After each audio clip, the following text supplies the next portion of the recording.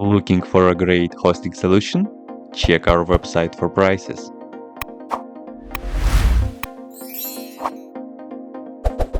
First, what you need to do is to update the server packages.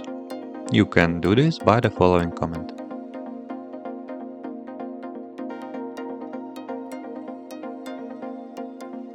FlareGet is not available on Ubuntu-based repositories, so we will install it from its official web page by using the command below. After the downloading, install it by running the following command. You will find the FlareGet official website in the description. Once the package downloaded, go to the download directory. The file downloaded is in, then install with the next command.